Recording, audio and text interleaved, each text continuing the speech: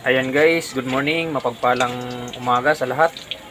Ngayong araw ay magluluto tayo ng manok na sambot. Ayan, sabi nila sambot. Nagano na tayo ng luya at saka bawang. Ayan na.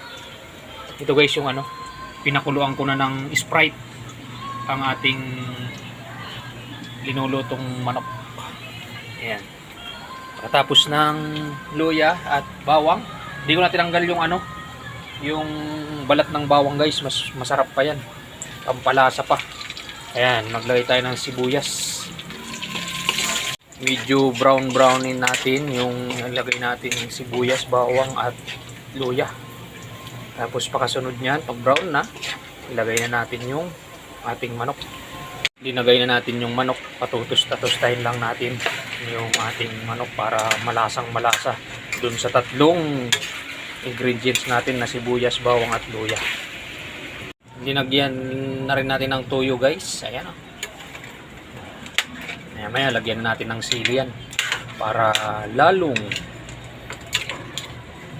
masarap, diba?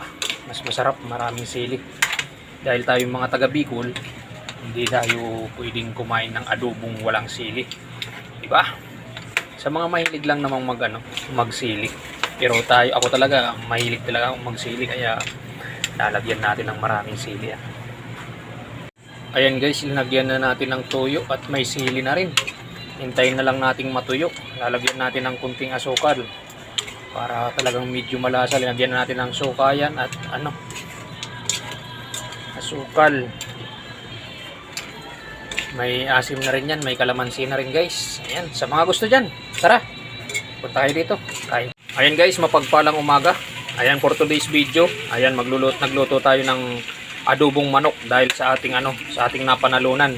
Ito po yun, sa mga gusto po na nitong adobong manok, mag-comment lang po kayo sa baba at mag-iwan kayo ng kunting kasiyahan para kayo mapansin natin at mapansin po ng ating ibang mga kasamaan dyan sa baba. Kaya sa mga gusto po nito, ayan, maraming salamat. Paki-like and share naman ng aking video at mag-comment po kayo dyan kung taga saan po kayo para mapansin po natin kayo kung saang lugar makakaabot po ang aking video na to. Yeah, maraming salamat sa inyo guys and God bless you po.